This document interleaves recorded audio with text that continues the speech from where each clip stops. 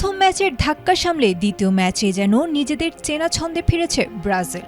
Knockout পর্বে যাওয়ার লড়াইয়ে টিকে থাকার পর শেষ ম্যাচের আগে ব্রাজিল দলে এখন যেন স্বস্তি আর অস্বস্তির দোলাচল চলছে।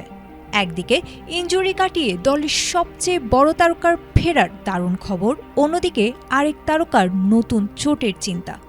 সমীকরণ মেলাবার এই গুরুত্বপূর্ণ সময়ে মাঠ এবং মাঠের বাইরের এমন নানান নাটকীয়তা নিয়ে মায়ামিতে নামবে সেলেসাওরা।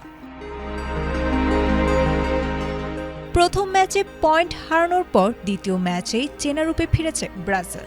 হাইতিকে ৩ গোলে উড়িয়ে দিয়ে নকআউটের পথটা অনেকটাই মসৃণ করে নিয়েছে কার্লো আনচেলত্তির শিষ্যরা।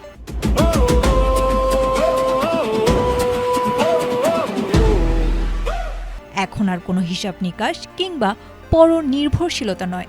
মায়ামির হার্ড রক স্টেডিয়ামে স্কটল্যান্ডের বিপক্ষে কেবল একটি ড্র করলেই নিশ্চিত হবে শেষ ১৬-এর টিকিট।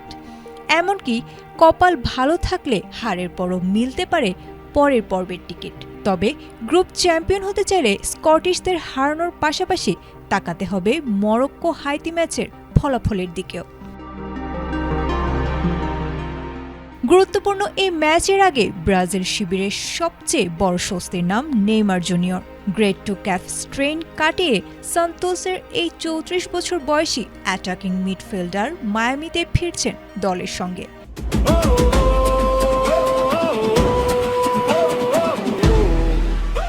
তবে আনন্দের এই আবহে অস্বস্তি বাড়াচ্ছেন রাফিনহা। হাইতি ম্যাচের প্রথমার্ধেই হ্যামস্ট্রিং চোট নিয়ে মাঠ ছাড়া এই ফরওয়ার্ডের স্কটল্যান্ড ম্যাচ খেলা নিয়ে রয়েছে ঘোর সংশয়।